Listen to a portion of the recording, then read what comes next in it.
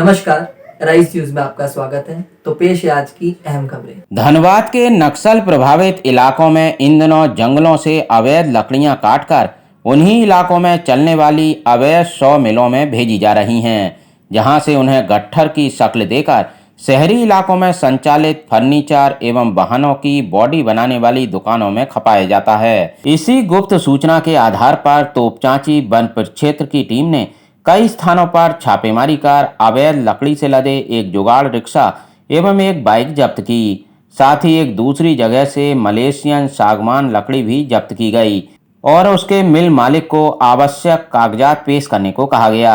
जब्त की गई सभी लकड़ियों को वन विभाग की टीम ने अपने कब्जे में ले लिया है और 2 लोगों को गिरफ्तार किया है। देखिए, वन विभाग का दायित्व है कि किसी भी तरह का कोई वन अपराध ना हो, उस पर रोक लगाई जाए। इसके लिए हम लोगों का पेट्रोलिंग कार्यक्रम चलते रहता है।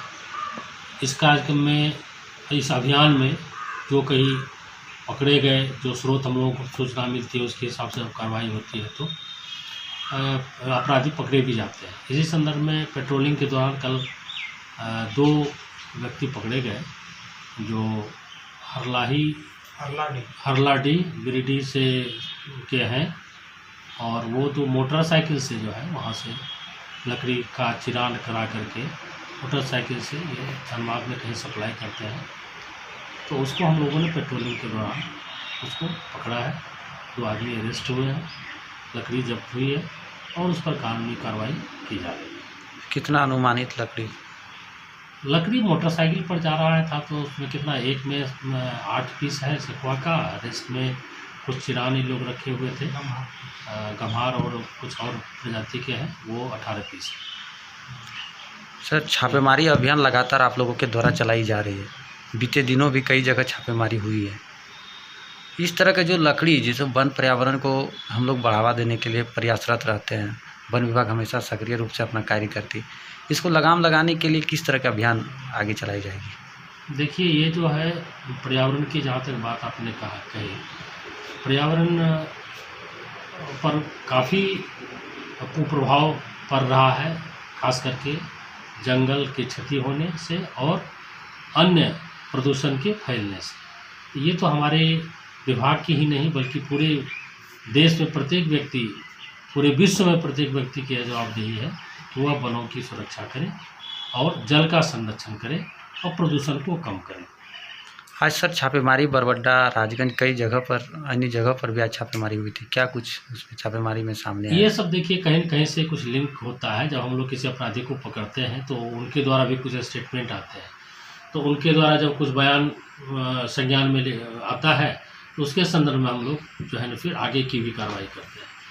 तो अरेस्टेड कुछ व्यक्ति में से पहले भी लोगों ने बताया था कि ये जो ट्रक का जो बॉडी जो बनता है उसमें भी कुछ लकड़ी जो है ना लोग सप्लाई करते हैं।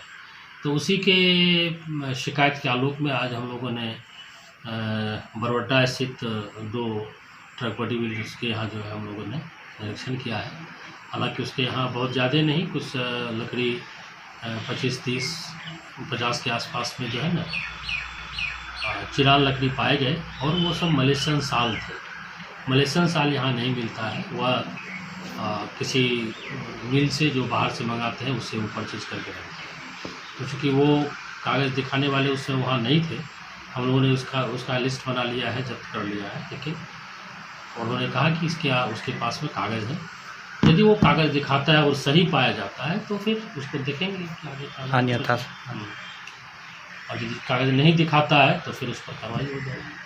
उधर वन विभाग के अधिकारियों का कहना है कि अवैध 100 मिलों के खिलाफ उसकी कार्रवाई लगातार जारी रहेगी जब तक कि इलाके से इस गोरख धंधे का नामो निशान न मिट जाए।